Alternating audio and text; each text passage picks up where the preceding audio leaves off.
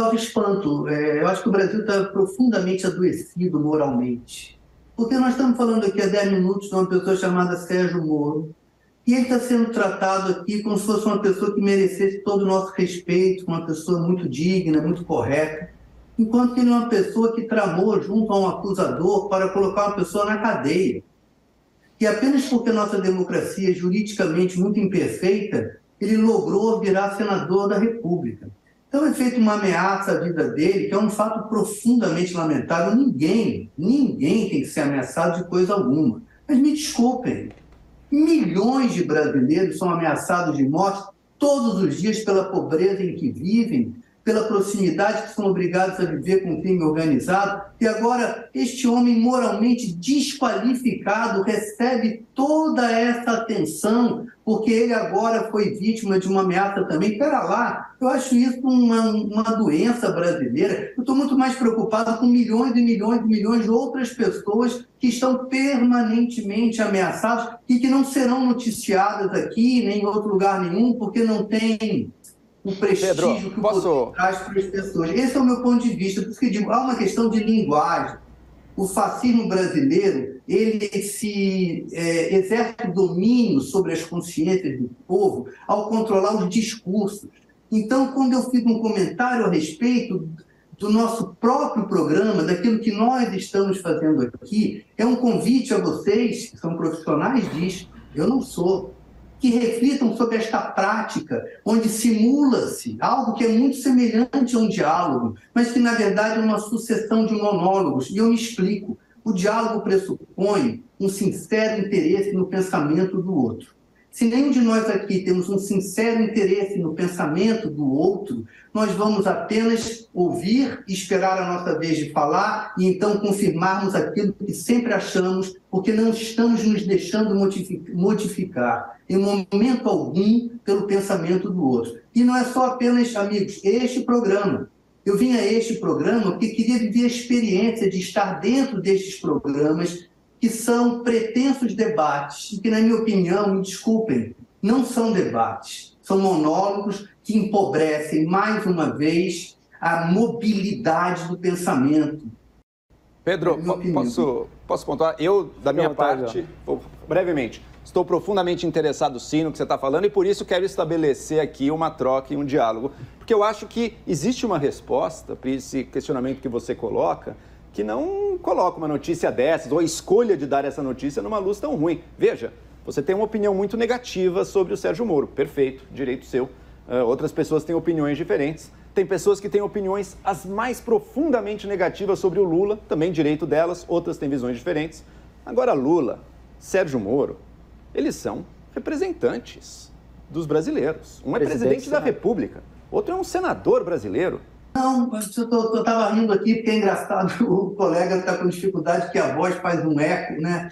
E às vezes o eco da voz da gente realmente atrapalha o nosso próprio pensamento. Eu achei só simbolicamente engraçado isso. Mas eu queria dizer, se vocês me permitem, que acho que a dificuldade de diálogo é algo natural do ser humano, sabe?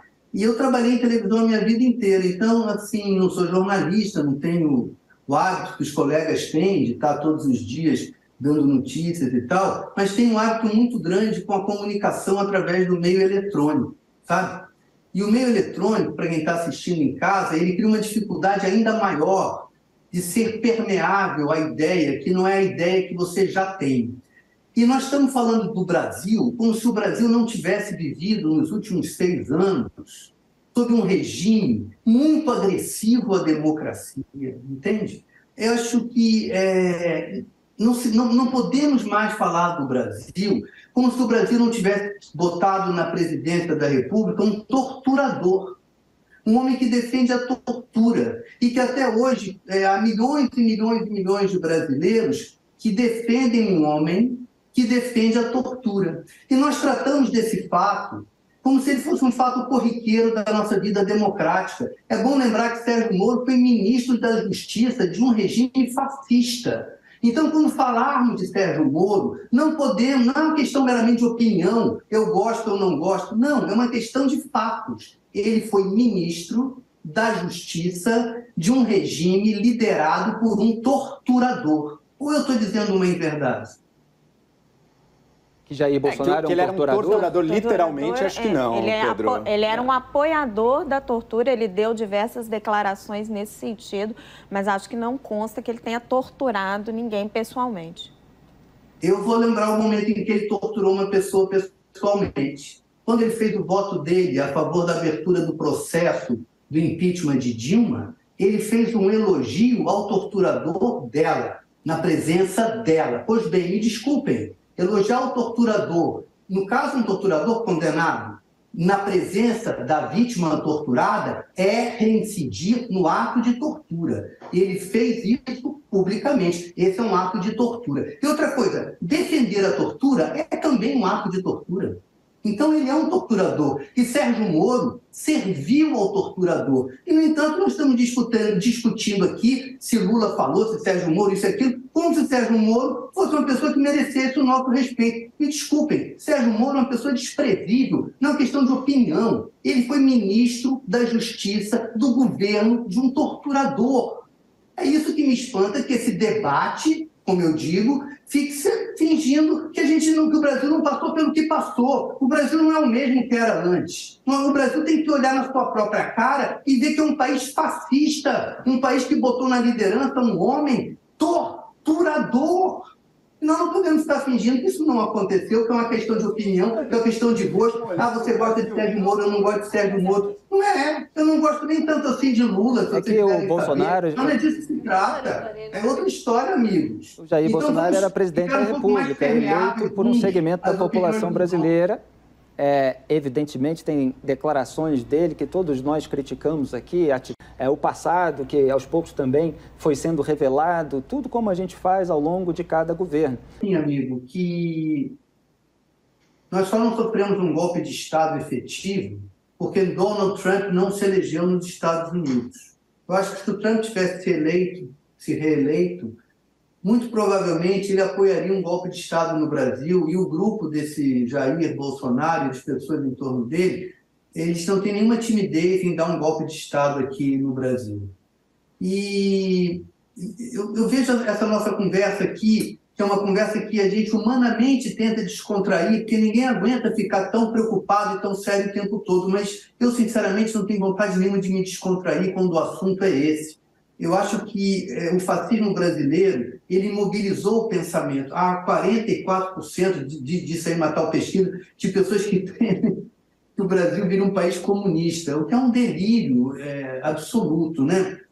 E, na minha visão, uma das coisas que fez o pensamento ficar imobilizado é a ausência de uma sincera dialética no jornalismo, entende? Por isso que eu insisto nesse ponto. Nenhum capitalista que investe na venda de informação paga para ouvir o que não quer. Nós, jornalistas, aqui eu estou sendo irônico, eu não sou jornalista, temos que botar na mesa do público a opressão que nós sofremos dos nossos empregadores. Nós não temos total liberdade. Eu vou falar de mim. Na TV Globo, quando eu trabalhei, eu habitei a interseção ideológica possível entre eu e os interesses da TV Globo. Mas eu não sou jornalista. A minha matéria-prima não são fatos, são invenções. Talvez seja mais fácil para mim dialogar com os interesses do vendedor do meu trabalho do que para vocês, jornalistas. E eu pergunto a vocês, vocês são pessoas livres? Vocês, quando vão trabalhar, vocês sentem alguma pressão do interesse do capitalista que emprega vocês? Olha, está na hora da entrevista, o ministro chefe da SECOM, Paulo Pimenta, está no ar aqui com a gente. Houve um pequeno atraso aí para começar essa entrevista, agora ele está disponível.